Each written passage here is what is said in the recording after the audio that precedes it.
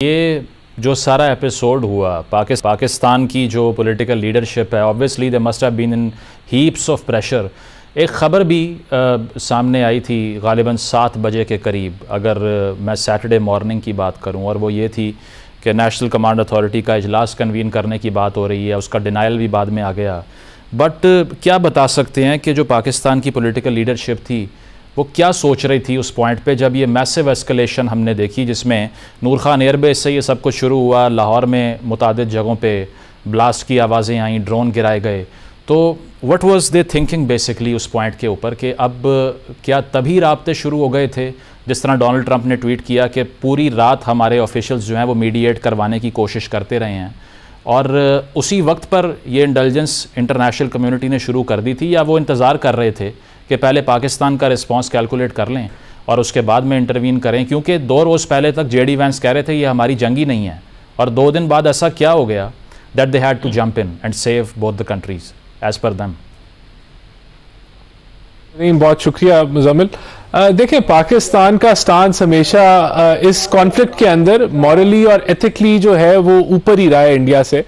सबसे पहले हमारा ये स्टांस था कि हम किसी किस्म का पहलगाम से हमारा लिंकेज नहीं है, और हम ओपन हैं फॉर ट्रांसपेरेंट, न्यूट्रल और इंडिपेंडेंट इंक्वायरी। जब उसके बावजूद इंडिया ने प्रोवोक किया और ऑफेंस किया, एग्रेशन दिखाई और हमला आवर हुए, उन्होंने सिविलियंस को हिट किया।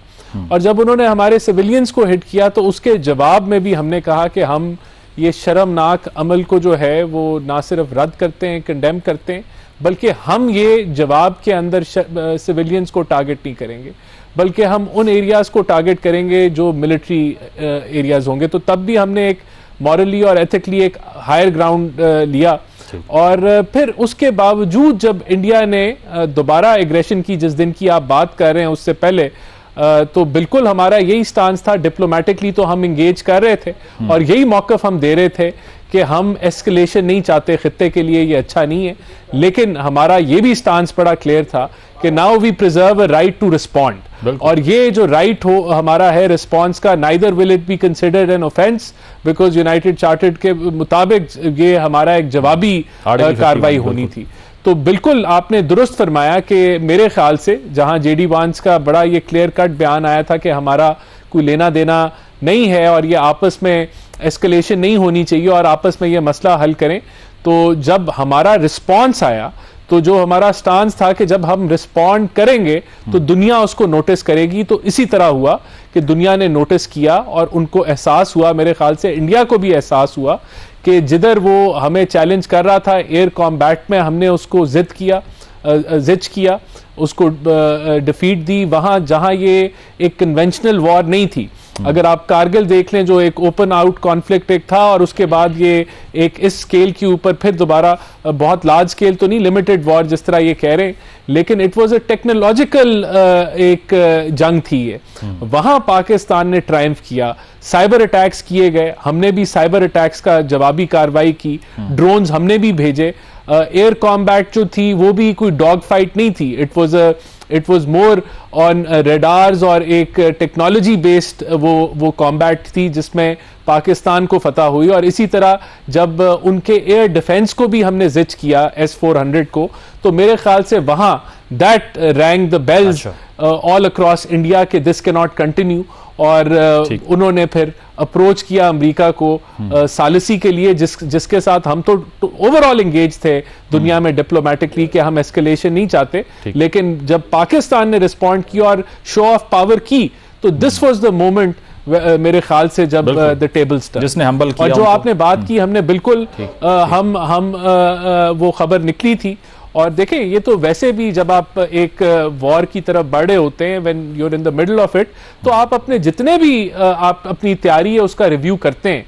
तो ये एक पॉसिबिलिटी दरमियान में निकली थी कि पाकिस्तान अपने जो न्यूक्लियर निज़ाम है उसको रिव्यू करने जा रही थी हुकूमत, लेकिन फिर समझा गया कि इसकी ज़रूरत नहीं है। लेकिन ये कोई एब नॉर्मल बात नहीं है कि आप अपनी तैयारी या अपनी प्रेपरेटेडनेस जो है उसको आप रिव्यू करें और देखें चीज़ें जो हैं वो किस तरफ जा रही हैं। तो बिल्कुल nuclear is a deterrence and it has proved कि अगर पाकिस्तान आज न्यूक्लियर स्टेट ना होता तो ये चीजें जो हैं ये टेबल्स इतनी जल्दी टर्न नहीं होने, बिल्कुल, और ना दुनिया नोटिस करती है, क्योंकि दुनिया का जो निजाम है उसमें आप इजराइल फलस्तीन को देख लें, दुनिया ने जहां कोई प्रैक्टिकली तौर पे कोई इतने बड़े स्टेप्स नहीं लिए, यूक्रेन रशिया की वॉर के अंदर आप देख लें, कोई जो यूनाइटेड नेशंस हो या दुनिया हो जहां सैंक्शंस लगाए रशिया पे, वहीं बहुत सारे ममालिक ने अपनी ट्रेड और इकोनॉमिक टाइज बढ़ा दिए। तो दुनिया जो है तभी नोटिस करती है जब when you have the muscle. बिल्कुल बिल्कुल, बैलेंस ऑफ पावर उसी से मेंटेन होता है। जौहर साहब, एक चीज़ समझना मुश्किल है that a country of India size and economy as well, जो वो कह रहे हैं कि हम बहुत जल्द टॉप 3rd इकोनॉमी दुनिया की बन जाएंगे, अगर उसकी इंटरनेशनल आइसोलेशन को देखें तो इतने बड़े कॉन्फ्लिक्ट में they had relied on America, लेकिन अमेरिका की तरफ से भी बिल आखिर सीज़ फायर के बाद कश्मीर का जिक्र हो गया, लेकिन उनको सपोर्ट करने की बात नहीं हुई। On the contrary they were up against a country like Pakistan, जो कि हमें पता है कि इकोनॉमिकली स्ट्रगल करता रहा है रिसेंट पास्ट में। उसके बावजूद बांग्लादेश की तरफ से बयान आ गया कि अगर आप इन्वेड करेंगे तो हम वेस्टर्न स्टेट्स में चले जाएंगे इंडिया की। आज़रबाईजान की तरफ से सपोर्ट शो कर दी गई, टर्की की तरफ से सपोर्ट शो कर दी गई, और चाइना की तरफ से तो एंडोर्समेंट ही हो गई हमारे मौक़िफ़ की। तो we had 4 to 5 countries on our side, और India on the other hand जो कि एक पूरी दुनिया में असलहा मंगवाने का भी एक बहुत बड़ा आप कह सकते हैं कि एक डेस्टिनेशन है।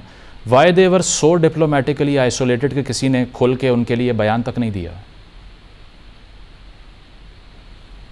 जी आपने सही कहा, इंडिया दुनिया की 5वीं बड़ी इक़्तिसादी ताकत है, और हमारे से 10 गुना बड़ी उनकी इकॉनमी है इस वक्त, और हमारे से कोई 9 गुना बड़ा उनका मिलिट्री बजट है। $85 बिलियन का, हमारा $10 बिलियन से कम है।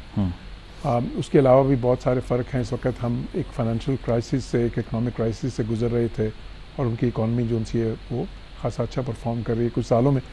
फिर ये है कि डिप्लोमेटिकली भी जो है, because of the Indo Pacific strategy, जो एक वेस्ट की या मगरिब की एक कंटेनमेंट पॉलिसी है चाइना के लिए, उसकी वजह से वेस्टर्न कैपिटल्स में उनकी एक बहुत ज़्यादा इस वक्त आवभगत है। हम देखते हैं अभी कुछ दिन पहले ही उन्होंने वो साइन किया, फ्री ट्रेड एग्रीमेंट भी साइन किया यूके के साथ।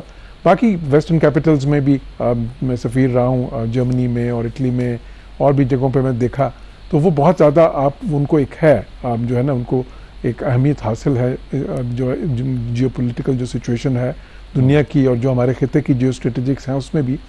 तो उस सारे को, और फिर वो बहुत अरसे से एक ये टेररिज्म की बात कर रहे हैं, जिसको कि बेसिकली किसी हद तक वेस्ट भी इंडोर्स पहले करता था, मगरिब भी। लेकिन अभी जब उन्होंने ये बयानिया अपनाया इस बार कि जी पाकिस्तान ने देखें फिर वही टेररिज्म को अपना यूज़ किया है एक अपनी टूल ऑफ फॉरेन पॉलिसी के तौर पे, और एक स्टेट स्पॉन्सर हैं टेररिज्म के, तो इस बार वो बयानिया जो है वो इतना फ्लाई नहीं किया। और जौहर साहब कथा कलामी की माजरत, लेकिन